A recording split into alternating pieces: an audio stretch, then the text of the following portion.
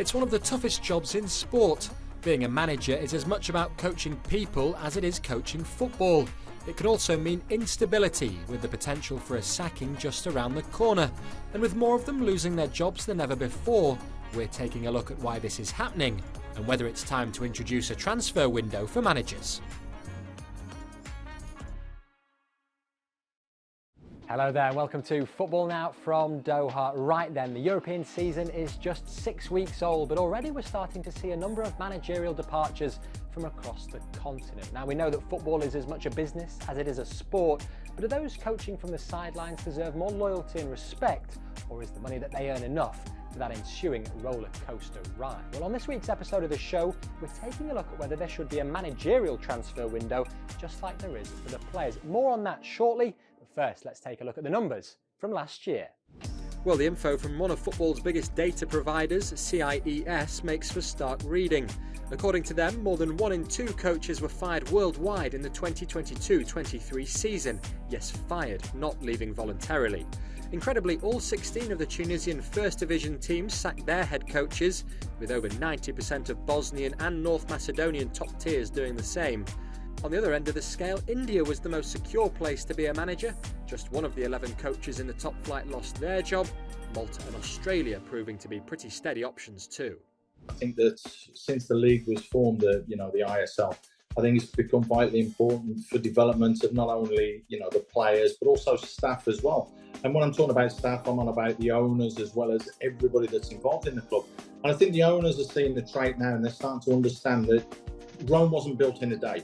You can't just bring somebody in and have immediate fixes. You do need time to build. And there are definitely clubs throughout India that have benefited from that. But, it does take a little bit of time. Style, system, understanding, imparting your methods onto what you want from your players. It's a whole package that doesn't just get a fix in 3 to 6 months. So for me, it's a real positive league going forwards. In terms of the top 5 European leagues, Italy proved to be the safest bet, although the numbers there are over a third. The Premier League proved to be the toughest place to take charge of a club. 55% of managers were sacked there last year. I think for me the issue is that so much of football and really the modern world now is about perception, and clubs are very much obsessed with the branding side of things and how they're seen in the outside world than maybe they were previously. So where 10, 20 years ago owners would have said, we're sticking to our process, we've got faith in this manager and we're kind of going to stick with that. Nowadays they're more thinking, well, what are other people thinking when they look at us? Because that's kind of how more football clubs are minded. So I think that's an issue that we've got to challenge first of all. So, is there room to manoeuvre in the complex and unpredictable world that is football management? Well, let's remind ourselves about a new system that was introduced back in 2002, the transfer window, which was unfavourable with many clubs across Europe at the time. Now it's hard to imagine the sport without it. The set periods allow teams to focus on the football throughout the majority of the season and get their business done in between, giving their players a degree of stability when thinking about the future. And this coach says the equivalent for managers is something worth thinking about.